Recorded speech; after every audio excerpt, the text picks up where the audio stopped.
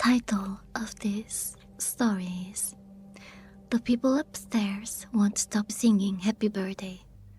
It's been 5 hours. I don't usually work on Sundays, but I needed some extra cash, so I took an early shift. I came home at around 2 p.m. I live in this apartment building. My apartment is on the first floor, along with another one that belongs to this dude who rarely is home. There's Mrs. Rogg's place on the ground floor, and then the second floor has 2 other flats, one owned by an elderly couple and the other by this family I don't really see that often, directly above me. Sometimes I hear the kids in the morning moaning about having to get ready for school and then stomping down the stairs. Sometimes I hear hushed voices and dishes clattering. After 10 p.m., everything usually goes quiet. I got to my door, and as I was searching for my keys in my bag, I could hear voices upstairs. They were hushed and a little tense, stressing the words and mixing them together. I couldn't really make out what they were saying, but they seemed to be talking about something really important. Now, keep in mind that I've never seen these people before. I assumed they were a family because I kept hearing the kids and sounds that I generally attribute to a family home. It's not like I've personally met them, I just assume it.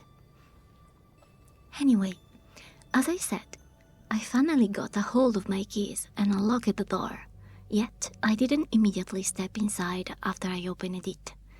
I don't know why I let it swing open and remained there listening for 2 more seconds, but I'm somewhat glad I did. The moment the door was heard, the voices upstairs stopped completely, as if they were listening to me now. I remained still. We all studied the silence for a while. I heard a singular step on the stairs above. That's when my back went cold and my muscles tensed up for whatever reason. I got the sudden urge to just go inside and shut the door behind me, which I did. Afterwards, I started putting some groceries in the fridge and doing some errands around the house. Faintly at first, then stronger, I started hearing this birthday song upstairs. I smiled and sighed. They were planning the birthday, man. That's why they were so precautious, so nervous. It sounded like there were around 4-5 people singing, maybe. Happy birthday, dear Jonah. That was cute. When they finished it, they started again.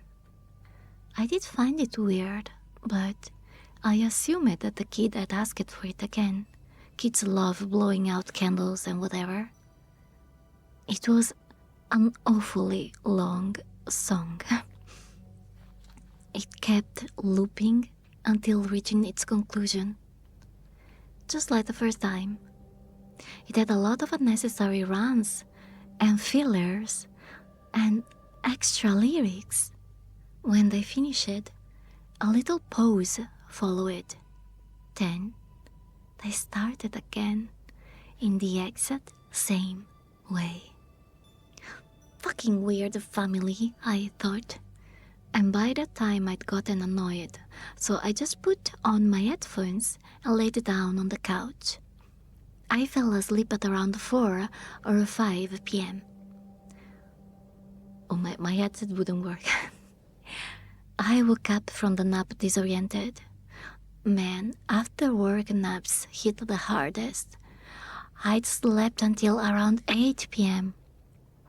I know, guys, I agree. I completely agree. After work naps are really... they destroy you. So yeah, I'd slept until around 8 p.m.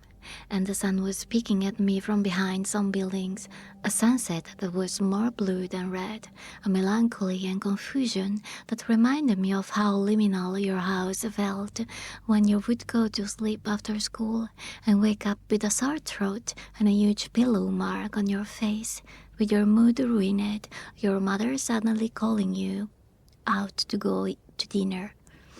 I swallowed, staring blankly at the window highlighted in golden room. I rubbed my eyes, then massaged my face.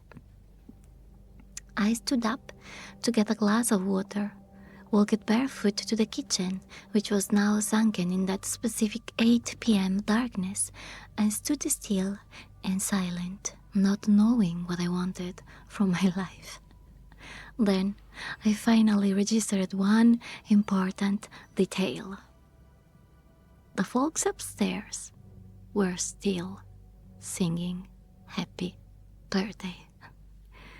I listened for a while, unsure of what my reaction should be. I wondered if they had some recording playing on a loop, but that wasn't really the case, as each version sounded different from the previous. They really were weird. Or maybe their kid was just eccentric. Maybe they were practicing for some performance. I started thinking, as I said, I hadn't personally met these people before, so I had no idea what I did. Maybe they were really practicing.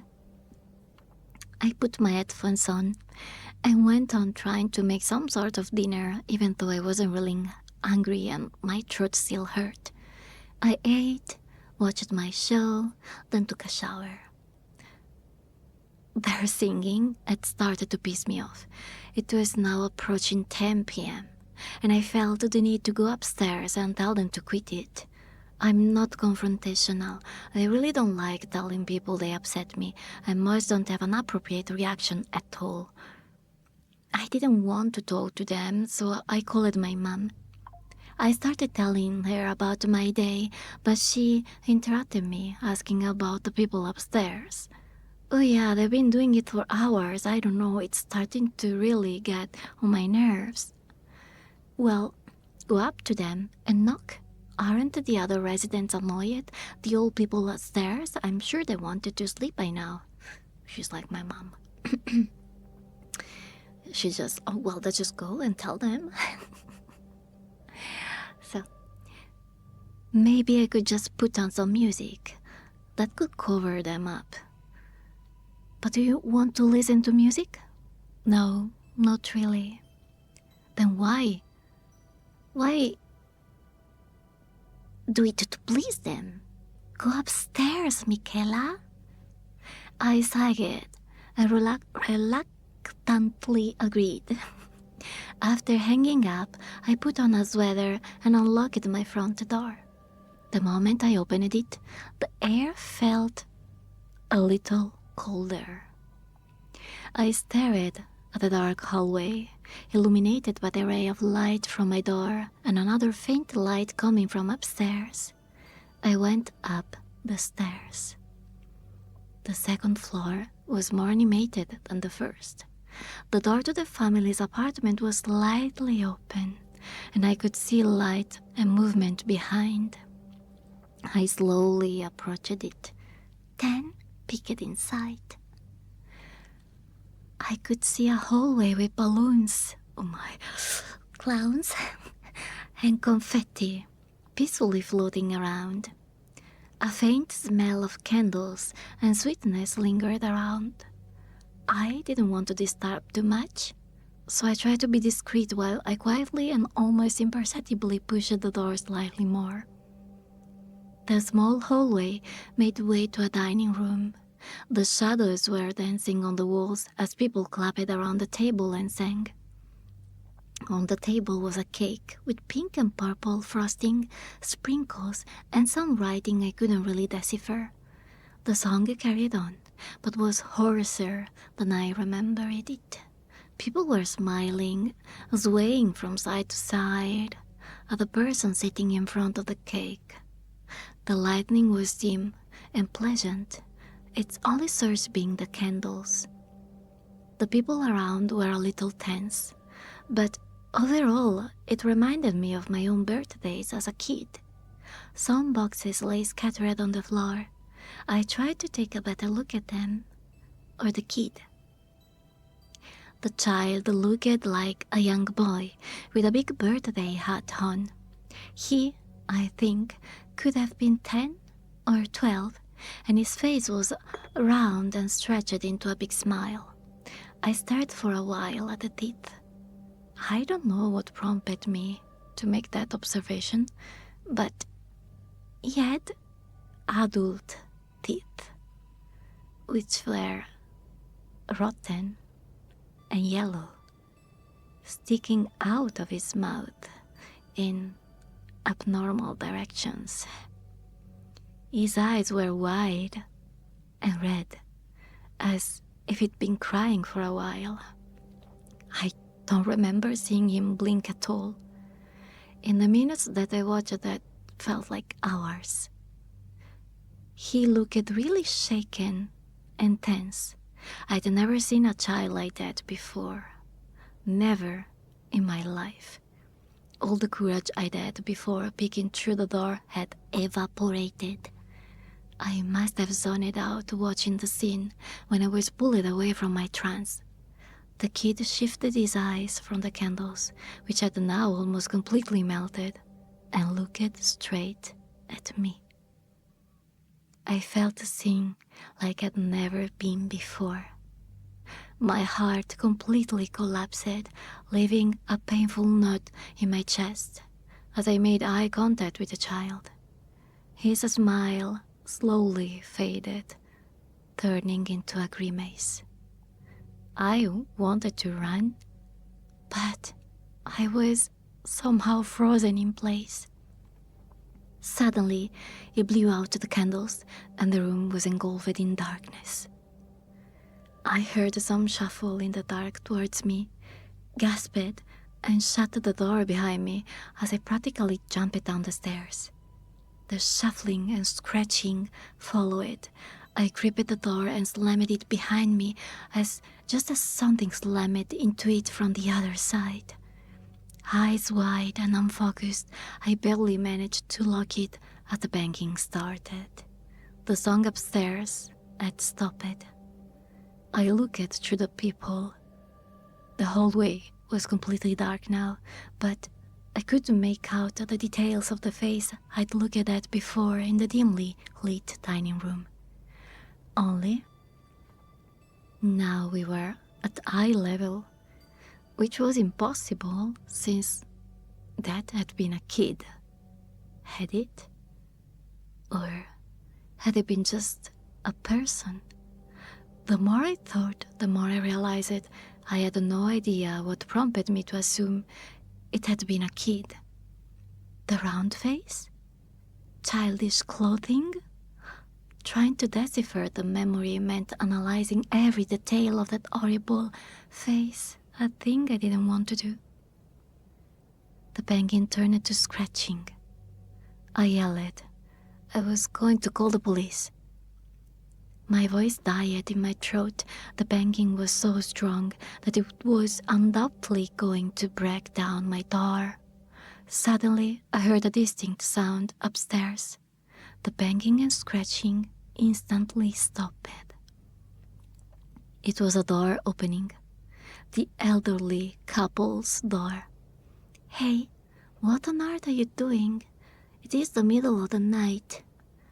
I watched through the peephole as the kid, not a kid, walked away from my door upstairs. "Quit it before I call the police. It's enough that I have to hear your kids' tantrums every day, Ladybud." The voice abruptly stopped. I listened, barely breathing. No scream. No sound.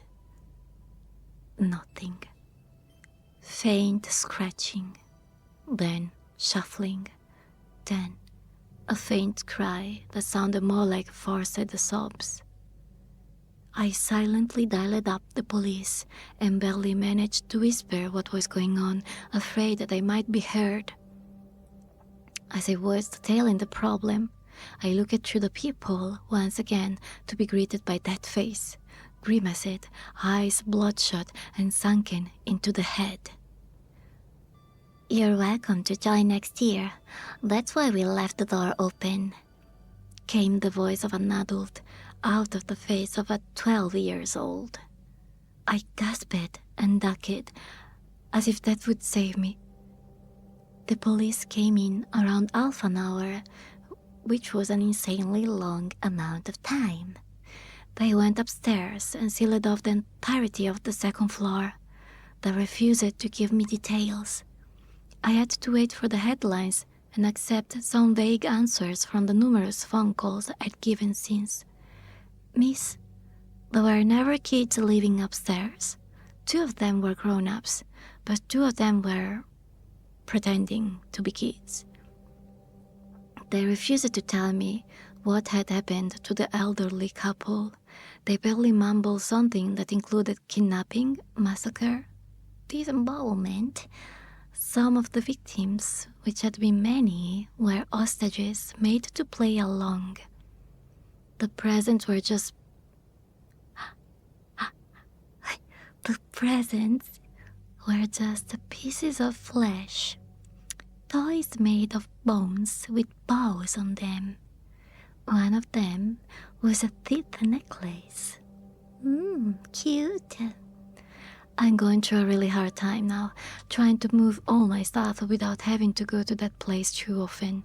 I can't sell it or rent it out, maybe to some true crime fanatic. Hello. I moved in with my parents, but I asked them to add extra locks to their doors and windows and security cameras everywhere. They assumed I was paranoid and suffering from PTSD. I let them believe that. However, I'd watched the security footage of that night, showing the outside of my door. The birthday boy I'd spoken to hadn't gone back upstairs. He just crawled to the window and jumped out. I don't know where he is now. I hope it goes both ways. And the story ends here. Wow.